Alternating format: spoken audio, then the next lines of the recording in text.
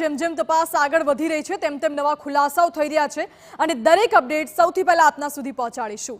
હવે વાત કરવી છે લોકસભા મહાસંગ્રામ 2024માં કોની સત્તા।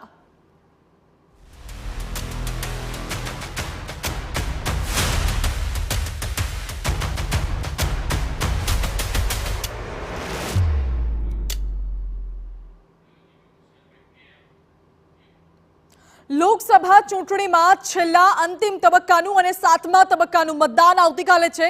પહેલી તારીખે મતદાન યોજાવાનું છે અને ત્યારબાદ 4 જૂને રિઝલ્ટ આવશે। 8 રાજ્યોની 57 બેઠકો પર આવતીકાલે મતદાન થવાનું છે। આ 57 બેઠકો માટે 904 ઉમેદવારો મેદાનમાં છે। 904 માંથી 11% મહિલા ઉમેદવારો મેદાને છે। પંજાબની તમામ 13 બેઠકો પર એક સાથે મતદાન થવાનું છે। उत्तर प्रदेशની 13 બેઠકો છે, સાથે પશ્ચિમ બંગાળની 9 બેઠકો પર પણ મતદાન થવાનું છે। બિહારની 8 બેઠકો, ઓડિશાની 6 બેઠકો પર પણ મતદાન આવતીકાલે થશે। તો હિમાચલ પ્રદેશની 4, ઝારખંડની 3 અને ચંદીગઢની 1 બેઠક પર મતદાન થવાનું છે। 2019માં આ 57 બેઠકો પર 65.29% સરેરાશ મતદાન થયું હતું।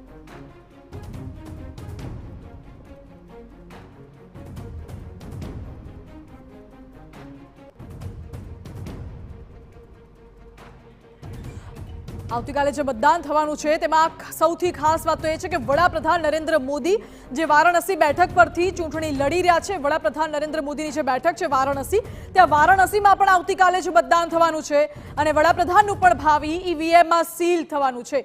4 જૂને પરિણામ જાહેર થશે કે ક્યાં આવે છે કોની સત્તા, કયા ઉમેદવાર આવે છે સત્તા પર અને કોણ જીતે છે અને કોણ હારે છે। શું ભાજપ જશે 400 પાર કે પછી ઇન્ડિયા ગઠબંધન મારશે બાજી? તમામ સવાલોનો જવાબ 4 જૂને મળશે। અત્યારે તો આવતીકાલે છેલ્લા તબક્કાનું મતદાન જેની રાહ જોવાઈ રહી છે।